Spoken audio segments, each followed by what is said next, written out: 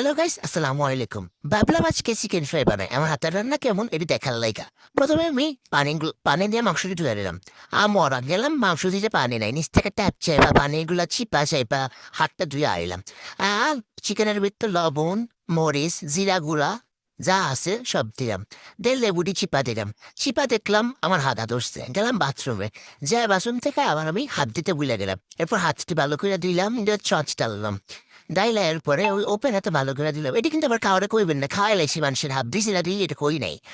এরপরে আমি বাটি দিলাম, বাটিতে ডাইলাম আটা, আটার সাথে দিলাম একটু মরিচ, মরিচের লাগে আবার একটু জিরা গুঁড়া, একটু আদা গুঁড়া, না আদা গুঁড়া কইতেছি কি লাগে মরা বুঝলা গেছি আমি। এটা বিত্তে তো আমি আবার এটা আদা রসুনও দিছি, এটা কইতেই বুঝলা গেছি। মনে করে আপনারা দিয়া লইবেন।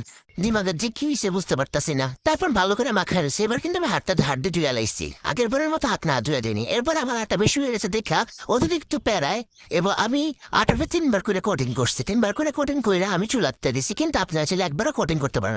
3 বার কোটিং করার কোনো প্রয়োজন নেই।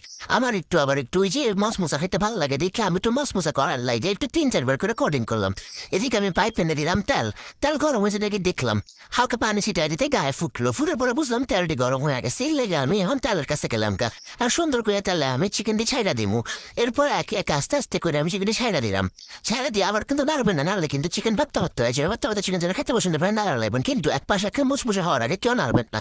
যদি নাড়েন তাহলে চিকেন ফ্রাইয়ের মজা শেষ। টেস্টিং মুচমুচে হওয়ার জন্য নাড়াটা জরুরি। এক পাশ হয়ে গেলে আমি পরে এক পাশ মুচমুচে হওয়ার পর আমি আস্তে ধীরে উল্টাইলাম। উল্টাই দেখলাম বাহ মুচমুচে হয়ে গেছে। আমার হাতে রান্না তো খারাপ না, খাওয়া দেখে আমার বিয়ে সুন্দর করে হয়ে যাবে। আমার বাড়ি শ্বশুর বাড়ি আমার আর পাচাইবো না, সবাই আমার ভালোবাসবো। পেট থেকে শুরু, যেহেতু পেটের পূজা করতেছি আমি। আস্তে ধীরে সবগুলো সুন্দর করে উল্টাই দিলাম। উল্টাই দিতে দিতে দেখলাম যে সুন্দর করে দেখে আর পাশ হয়ে গেছে। আর বলে সপ্তাহ হওয়ার পর্যন্ত আমি বাজে করে উঠতে পারবো না। আমি সুন্দর করে নেড়েছিলাম, একটু আস্তে আস্তে উল্টাই দিলাম যাতে হলে গিয়ে মুচমুচে হয়। আপনারা খায় কিন্তু দেখে কিন্তু বুঝবেন কেমন হয়েছে, চেহারা দেখে বোঝা যায় কেমন হয়েছে।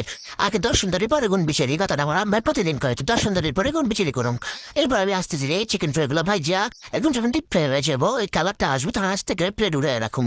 প্লেট উড়ে রাখার পরে আমি এটা দেখেন কত সুন্দর দেখাইতেছি আমার চিকেন ফ্রাইটা। আল্লাহ হাফেজ ভাই, টাটা।